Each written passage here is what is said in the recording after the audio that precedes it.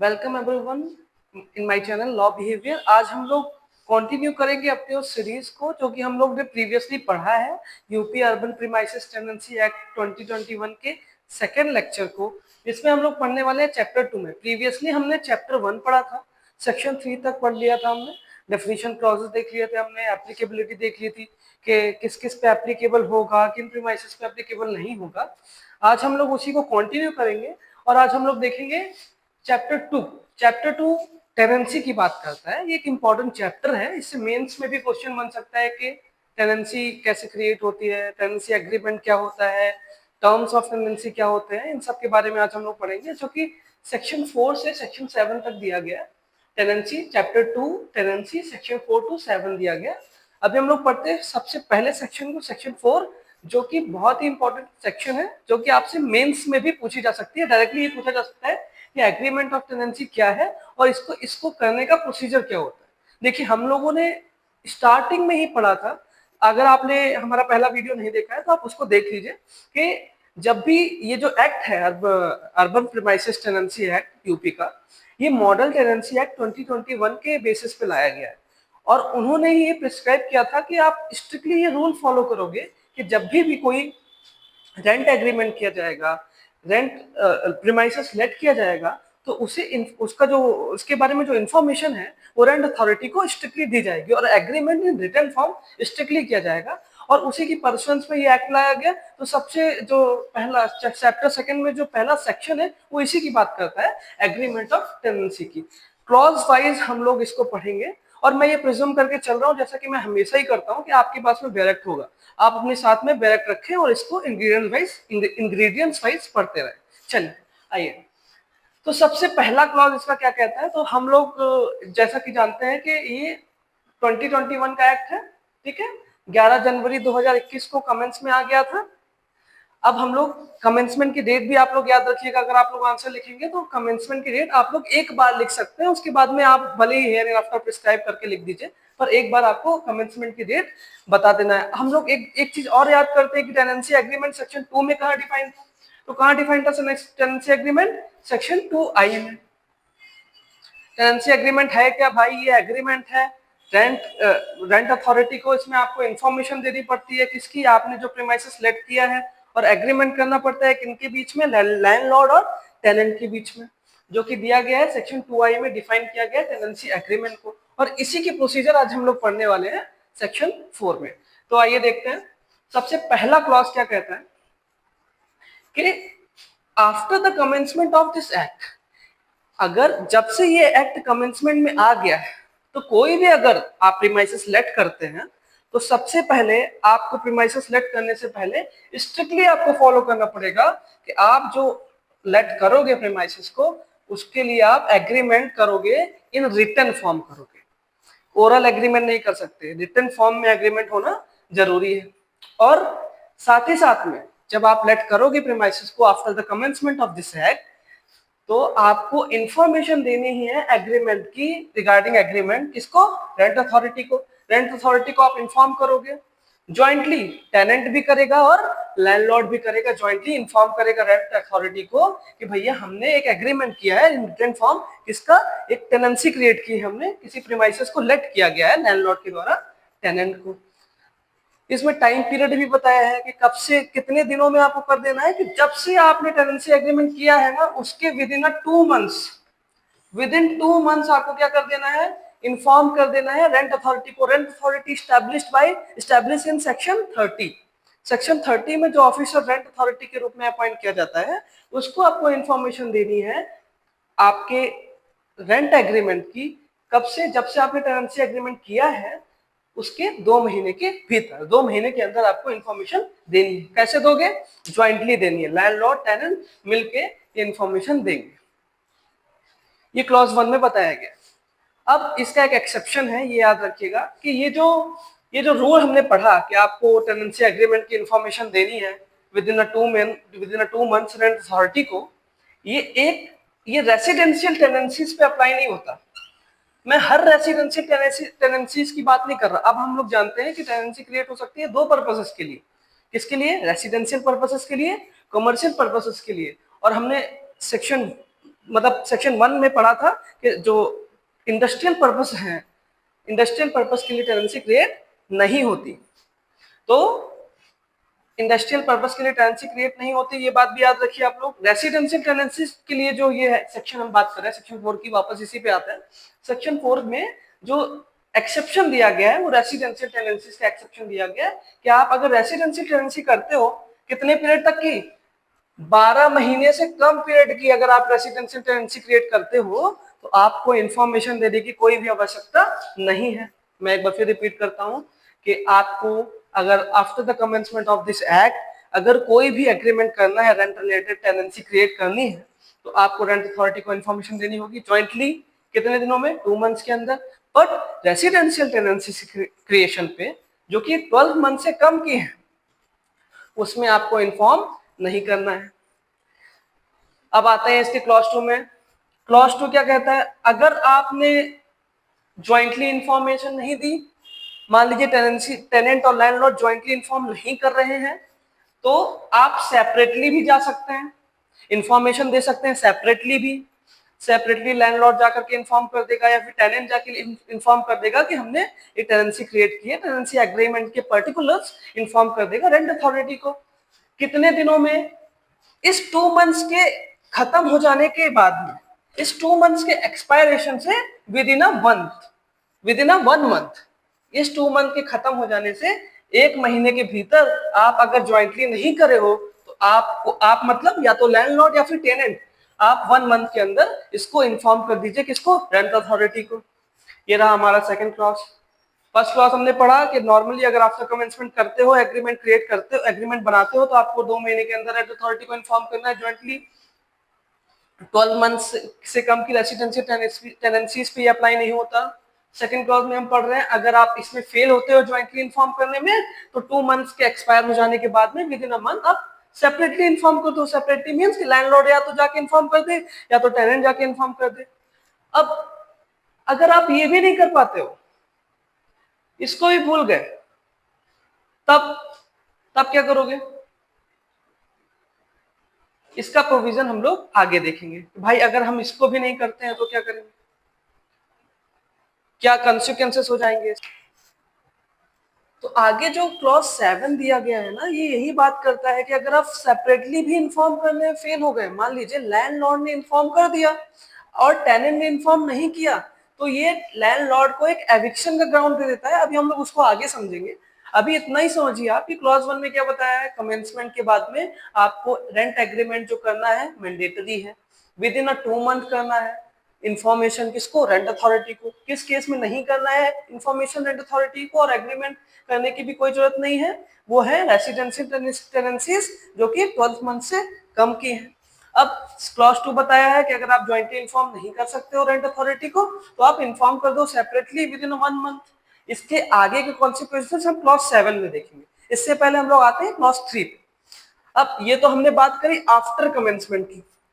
क्या after commencement ही tenancies create की गई है? क्या बिफोर कमेंसमेंट टेनेंसीज नहीं होगी? मतलब कि 11 जनवरी 2021 के पहले क्या टेनेंसीज नहीं होती थी? तो उनके पहले से भी टेनेंसी होती थी, पर इरेगुलर थी। टेनेंसी एग्रीमेंट होते भी थे और नहीं भी होते थे। अब इसके रिगार्डिंग रूल लिखा गया है क्लॉज 3 में। क्लॉज 3 क्या कहता है? अगर before commencement of this act अगर कोई रेंट एग्रीमेंट एग्जिस्ट कर रहा है, अगर मान लीजिए कोई टेनेंसी क्रिएट करी गई है और उन्होंने एग्रीमेंट किया है, तो आपको अगर एग्रीमेंट एग्जिस्ट कर रहा है तो with in 3 months jointly inform कर देना है। किसको? रेंट अथॉरिटी को। विद इन 3 मंथ्स किसके? कमेंसमेंट के 3 मंथ्स में आपको किसको इन्फॉर्म कर देना है? रेंट अथॉरिटी को इन्फॉर्म कर देना, इन्फॉर्मेशन दे दी है कि हमारा एग्रीमेंट ऑलरेडी एग्जिस्ट कर रहा है। अगर मान लीजिए एग्जिस्ट नहीं कर रहा है तो आपको एग्रीमेंट करना है, फिर with in 3 months jointly inform करना है। किससे? कमेंसमेंट की डेट से। एक बार मैं फिर रिपीट करता हूं, अगर before commencement of this act आपने टेनेंसी क्रिएट की है तो आपके जो एग्रीमेंट एग्जिस्ट कर रहा है अगर, तो आपको उसकी इंफॉर्मेशन 3 मंथ्स में देनी है ज्वाइंटली। अगर एग्रीमेंट एग्जिस्ट नहीं कर रहा है तो आपको एग्रीमेंट करना है और फिर विद इन 3 मंथ्स आपको ज्वाइंटली इन्फॉर्म करना है। किसको? रेंट अथॉरिटी को। और 3 मंथ कब से काउंट होंगे? From the commencement of this act से। इस एक्ट के कमेंस में आने की डेट से 3 मंथ्स काउंट होंगे। बट अगर आप इसमें भी फेल हो गए, ज्वाइंटली इन्फॉर्म करने में फेल हो गए आप, तो क्या होगा? आपको सेपरेटली इन्फॉर्म करना है। आपको मतलब लैंडलॉर्ड या फिर टेनेंट को क्या कर देना है, सेपरेटली इन्फॉर्मेशन देनी है पर्टिकुलर्स की। टेनेंसीज के पर्टिकुलर्स मींस टेनेंसी कब क्रिएट की गई, टेनेंसीज में रेंट क्या है, टेनेंसीज की पार्टीज क्या है, ठीक है। तो इसकी इंफॉर्मेशन, इस पर्टिकुलर्स की इंफॉर्मेशन आप सेपरेटली भी दे सकते हो। कितने देर में, 1 मंथ में। इन 3 मंथ्स के एक्सपायर हो जाने के बाद में विद इन 1 मंथ आप इसको भी इन्फॉर्म कर सकते हो। ये भी आपको एक तरह से छूट ही दी गई है। अगर आप ऐसे नहीं कर पा रहे हो तो भाई ऐसे कर दो, अलग अलग जाके कर दो या फिर एक लोग जाके कर दो। बट अगर लैंडलॉर्ड ने ऐसा इंफॉर्मेशन दे दिया और टेनेंट फेल हो गया ऐसे इन्फॉर्म करने के लिए, तो ये ग्राउंड दे देता है, आप लोग अच्छे से नोट कर लीजिएगा, ये ग्राउंड दे देता है लैंडलॉर्ड को टेनेंट के अगेंस्ट एविक्शन का सूट फाइल करने के लिए। एक बार मैं फिर रिपीट कर रहा हूं, अगर सेपरेटली इन्फॉर्म करने में जो टाइम दिया गया है विद इन 1 मंथ का पर्टिकुलर्स के बारे में टेनेंसीज की, आप उसको इन्फॉर्म करने के लिए डिले कर देते हो, मतलब कि लैंडलॉर्ड दे देता है टेनेंसी की इंफॉर्मेशन बट टेनेंट नहीं देता है, तो लैंडलॉर्ड के लिए एक एविक्शन का ग्राउंड है टेनेंट को कि भाई आप टेनेंट को एविक्ट कर सकते हो अगर टेनेंट इंफॉर्मेशन देने में क्या कर देता है, फेल्योर कर देता है। तो आई होप आपको क्लॉज 3 तक क्लियर होगा। अगर नहीं क्लियर है तो वीडियो बैक करके आप फिर से इसको देख सकते हैं, फिर से समझ सकते हैं। क्लॉज 4 पे आते हैं। क्लॉज 4 एक सुविधा दी जा रही है आप लोगों को, जो प्रीमाइसेस होल्डर्स हैं, लैंड ओनर्स हैं और जो टेनेंट लोग हैं, उनको एक सुविधा दी जा रही है कि ये जो सबमिशन ऑफ डॉक्यूमेंट्स हो रहे हैं इसके लिए एक डिजिटल प्लेटफॉर्म प्रोवाइड किया जाएगा स्टेट गवर्नमेंट के द्वारा। वेदर हिंदी, आप हिंदी में भी कर सकते हो, इंग्लिश में भी कर सकते हो। किसका क्या चीज, डॉक्यूमेंट सबमिट कर सकते हो। जो प्लेटफॉर्म प्रोवाइड कौन करेगा, स्टेट गवर्नमेंट प्रोवाइड करेगी। ये क्लॉज 4 में बताया गया है। अब भाई जब रेंट अथॉरिटी को आप इन्फॉर्म करोगे कि हमने रेंट एग्रीमेंट किया है, इसकी इंफॉर्मेशन दोगे रेंट अथॉरिटीज को इसके रिगार्डिंग, तो इसके इंफॉर्मेशन पे वो क्या करेगा, आपके इंफॉर्मेशन रख लेगा और आपकी इंफॉर्मेशन के बेसिस पे आपको एक यूआईएन देगा। यूआईएन क्या है भाई, unique identification number. Unique identification number, ठीक है। तो यूनिक आइडेंटिफिकेशन नंबर कहां दिया जाता है, क्लॉज 5 में, सेक्शन 4 की क्लॉज 5 में यूआईएन दिया जाता है। किसके द्वारा, रेंट अथॉरिटी के द्वारा, जब वो rent agreement regarding information receive करता है किसी लैंडलॉर्ड या फिर टेनेंट से, तो उसको यूनिक आइडेंटिफिकेशन नंबर प्रोवाइड किया जाता है रेंट अथॉरिटी के द्वारा। अब एक बात याद करिए, क्लॉज 2D में हमने डेफिनेशन में देखा था प्रॉपर्टी मैनेजर होता था। एक प्रॉपर्टी मैनेजर होता था जो कि लैंडलॉर्ड के बेहाफ में टेनेंट से डीलिंग्स करता था।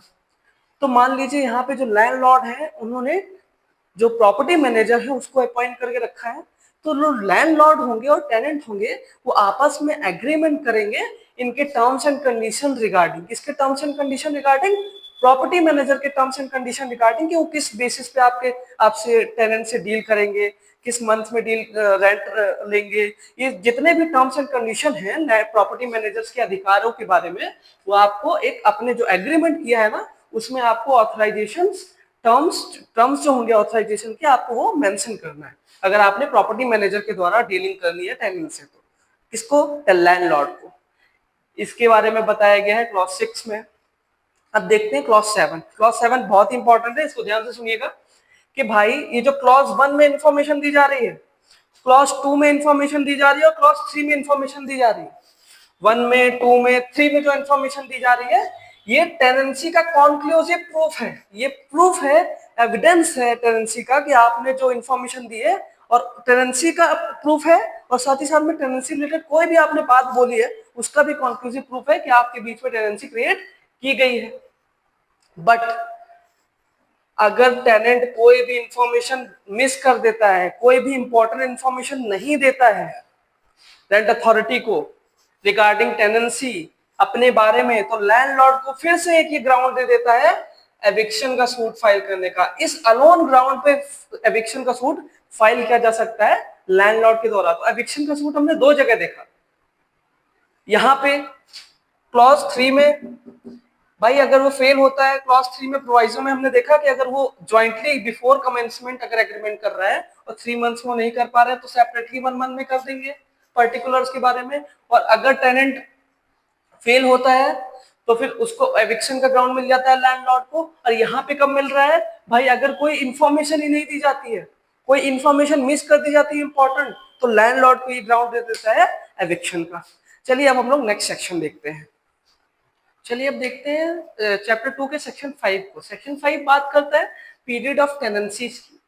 टेनेंसी किस पीरियड के लिए होगी? जो हमने टेनेंसी क्रिएट की है सेक्शन 4 में बाय द टेनेंसी एग्रीमेंट, उसका टर्म कितना होगा?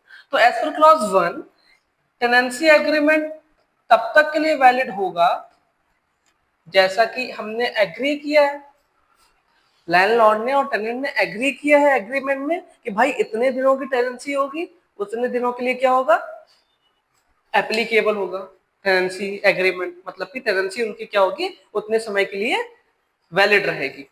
कितने समय के लिए? जितना समय, जितना टाइम पीरियड उन्होंने उस एग्रीमेंट में मेंशन कर दिया। नेक्स्ट क्लॉज 2 क्या कहता है? अगर मान लीजिए टेनेंसी खत्म होने वाली है, अब टेनेंट को और रहना है उसमें, टेनेंट चाहता है कि हम इसको खाली ना करें, तो टेनेंट क्या कर सकता है, जितने मान लीजिए 2 महीने का पीरियड एग्री किया गया था, ठीक है, 2 मंथ्स का पीरियड एग्रीड है, 2 मंथ्स के एग्रीड पीरियड के अंदर ही अंदर जैसे 2 मंथ्स खत्म होने वाले हैं उसके पहले ही वो क्या कर सकता है, रिक्वेस्ट कर सकता है लैंडलॉर्ड से कि आप उस एग्रीमेंट को जो कि उन्होंने के बीच में हुआ है उसको रिन्यू कर दो, या फिर एक्सटेंशन ऑफ एग्रीमेंट, मतलब एग्रीमेंट का एक्सटेंशन क्या कर दो, बढ़ा दो। 2 चीज कर सकता है रिक्वेस्ट लैंडलॉर्ड से कि भाई आप एक तो या तो फिर न्यू एग्रीमेंट कर लो टेनेंसी का, या तो टेनेंसी एग्रीमेंट जो ऑलरेडी एग्जिस्ट कर रहा है मींस ये 2 मंथ्स वाला, आप उसका एक्सटेंशन कर दो, उसका टाइम पीरियड क्या कर दो, एक्सटेंड कर दो।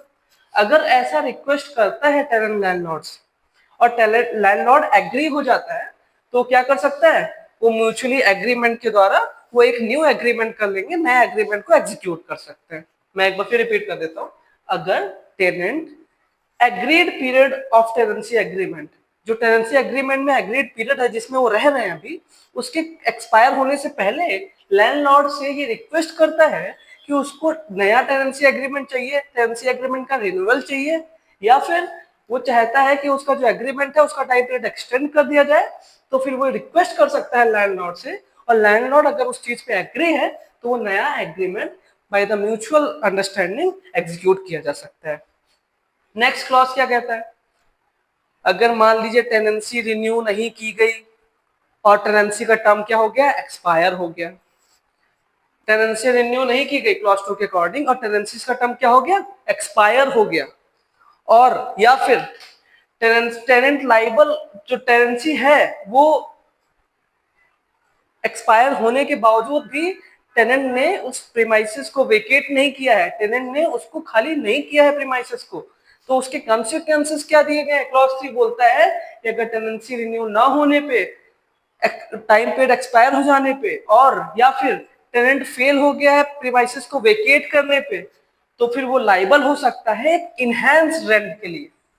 उसको जितना वो रेंट देता था ना उससे ज्यादा रेंट पे करना है, और वो कहाँ बताया गया कितना पे करना है? सेक्शन 23 में। इसी एक्ट की सेक्शन 23 में बताया गया कि अगर आप टर्म खत्म हो जाने के बाद में भी आपके जो एग्रीमेंट में टर्म जो डिसाइडेड है उसके एक्सपायर हो जाने के बाद में भी आप रिन्यू नहीं कराते हो, या फिर आप उस प्रीमाइसेस को वेकेट नहीं करते हो, फेल्योर कॉज कर देते हो आप वैकेट करने में प्रीमाइसेस को, तो आपको इनहैंस रेंट पे करना पड़ेगा, जो सेक्शन 23 में बताया गया। कितना रेंट बताया गया 23 में? भाई अगर मान लीजिए 100 रुपीज है ना रेंट, तो उसका दुगना पे करना है आपको, दुगना पे करना है। कितने महीनों के लिए? फॉर 2 मंथ्स, 2 महीने तक के लिए आपको दुगना रेंट पे करना है जितना रेंट था, और इसके बाद में आपको 4 गुना रेंट पे करना है जब तक कि आप उस प्रीमाइसेस को वेकेट नहीं कर देते। मैं एक बार फिर रिपीट कर रहा हूं,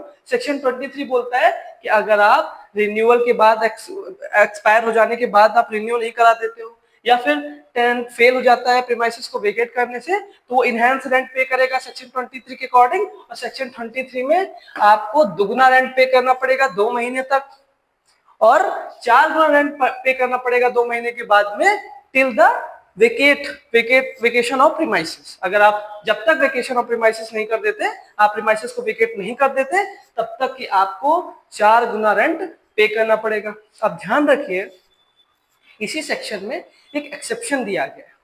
एक्सेप्शन क्या कहा, किसका दिया गया, कहाँ दिया गया? सेक्शन 3 के प्रोवाइजो में ही एक एक्सेप्शन दिया गया है, फोर्स मेजोर का। याद करिए, फोर्स मेजोर क्या चीज होती थी, कहां पढ़ी थी हमने? डेफिनेशन क्लॉज में पढ़ी थी। सेक्शन 2 क्लॉज ए में हमने फोर्स मेजोर को पढ़ा था। ऐसी कोई वॉर की सिचुएशन, ऐसी कोई अर्थ के क्वेक की सिचुएशन, ऐसी कोई फ्लड की सिचुएशन जिस कारण से टेनेंट जो है वो हैबिटेट नहीं कर पा रहा है, तो वो सिचुएशन क्या कहलाती थी? फोर्स मेजोर कहलाती थी।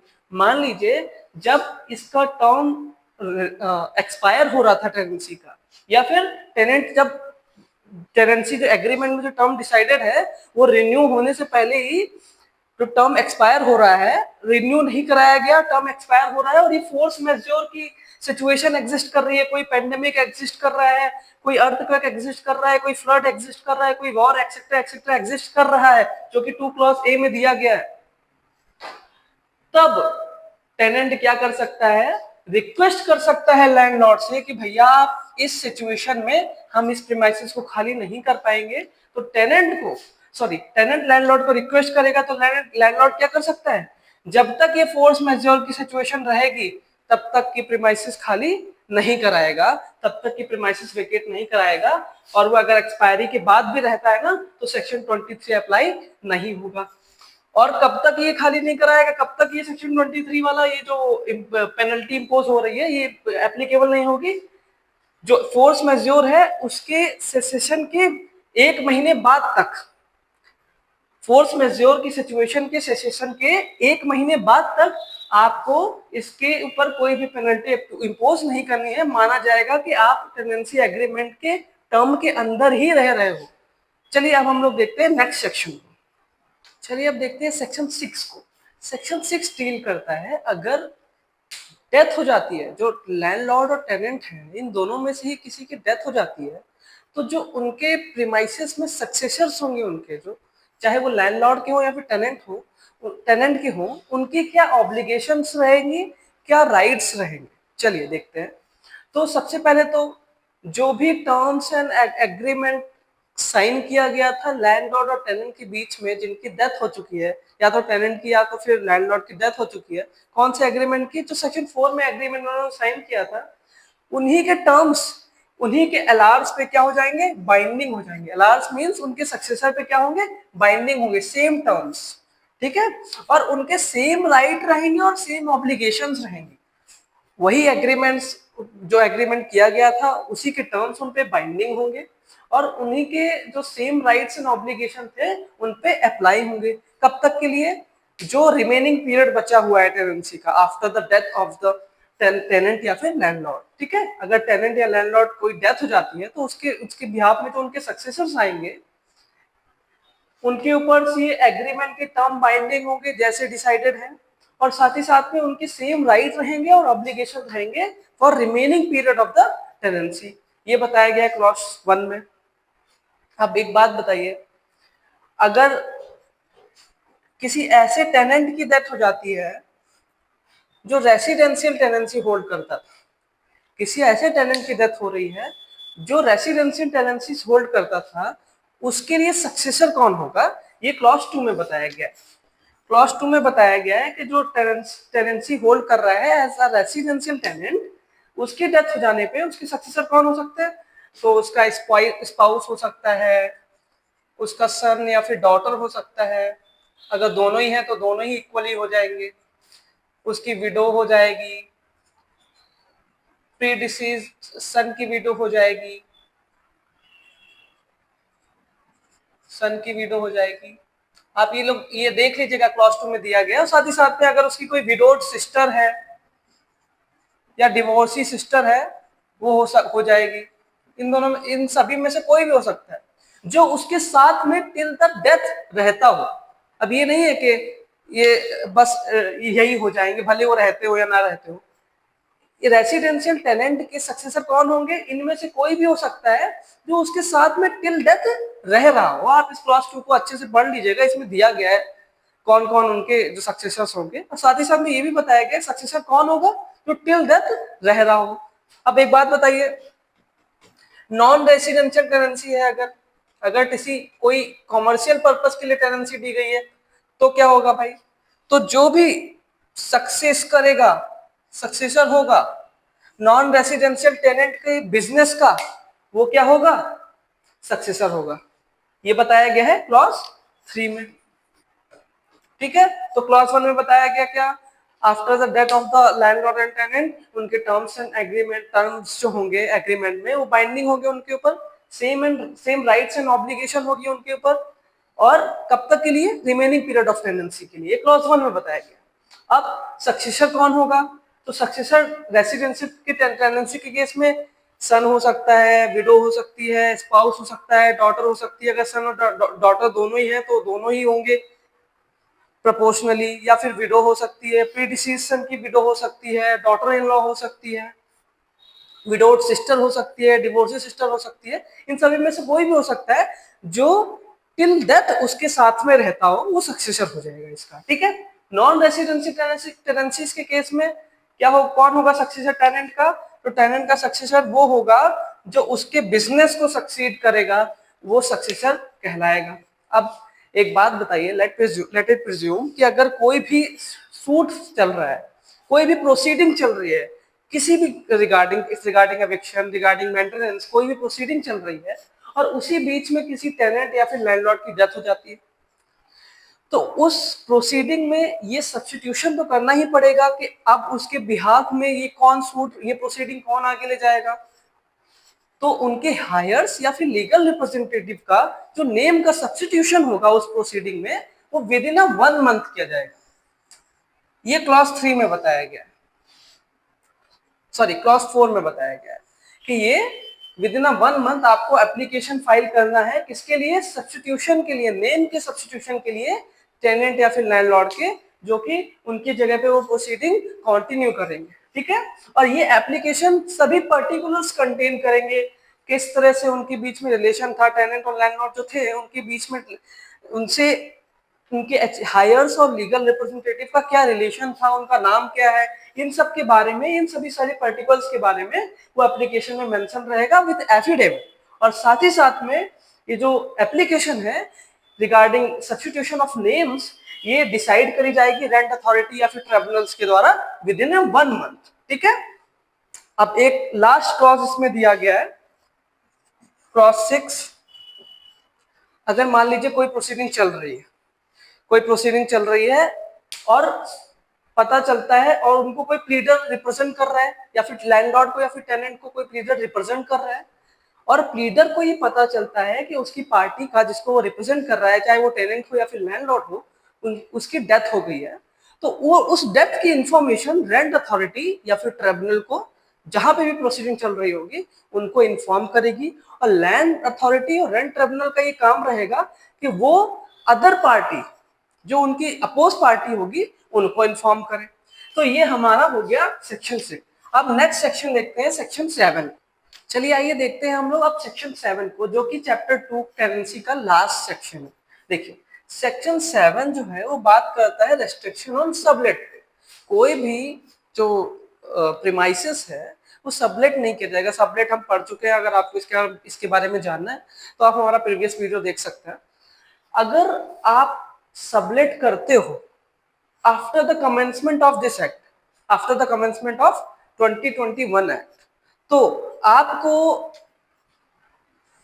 ऐसे ही नहीं करने दिएगा। पहले इरेगुलरिटी थी, सबलेट कर दिया जाता था, सब टेनेंसी क्रिएट कर दी जाती थी, बट अगर अब आपको after the commencement of this act अगर आपको सबलेट करना है तो बाय सप्लीमेंट्री एग्रीमेंट ही करना होगा।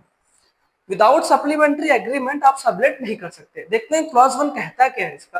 तो अगर कोई भी after the commencement of this act, अगर कोई भी टेनेंट किसी भी प्रीमाइसेस को सबलेट करना चाहता है, मींस किसी भी प्रीमाइसेस का जो कि उसके पास में हेल्ड किया गया है, उसको एज अ टेनेंट दिया गया है, उसको किसी होल या फिर पार्ट को सबलेट करना है, या फिर अपने ट्रांसफर एग्रीमेंट में, अपने टेनेंसी एग्रीमेंट में कोई भी राइट ट्रांसफर करना है या असाइन करना है, किसको, सब टेनेंट को, तो वो विदाउट सप्लीमेंट्री एग्रीमेंट नहीं कर सकता है। अगर आपको सबलेट करना है किसी भी प्रीमाइसेस को या फिर ट्रांसफर करना है, असाइन करना है अपने टेनेंसी एग्रीमेंट में राइट, टेनेंसी एग्रीमेंट के राइट को, तो आपको बाय द सप्लीमेंट्री एग्रीमेंट ही करना पड़ेगा। ये बाउंडेशन लगा दी गई है सेक्शन 7 में बाय द 2021 एक्ट।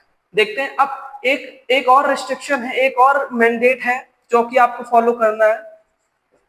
ठीक है, अगर सबलेट कर दिया जाता है सप्लीमेंट्री एग्रीमेंट द्वारा, अगर सप्लीमेंट्री एग्रीमेंट द्वारा सब टेनेंसी क्रिएट कर दी जाती है, प्रीमाइसेस को सबलेट कर दिया जाता है, तो इस एग्रीमेंट की, इस जो सप्लीमेंट्री एग्रीमेंट की सूचना होगी वो रेंट अथॉरिटी को, लैंडलॉर्ड को और टेनेंट को विद इन 2 मंथ्स देनी पड़ेगी। विद इन 2 मंथ्स उसको इंफॉर्मेशन देनी पड़ेगी, किसको, रेंट अथॉरिटी को, कि हमने सप्लीमेंट्री एग्रीमेंट कर लिया है। ठीक है, तो आई होप आपको ये चैप्टर समझ में आया होगा। अब आगे के चैप्टर्स हम नेक्स्ट वीडियो में देखेंगे। अगर आपको कोई भी डाउट है रिगार्डिंग दिस चैप्टर तो आप कमेंट में पूछ सकते हैं।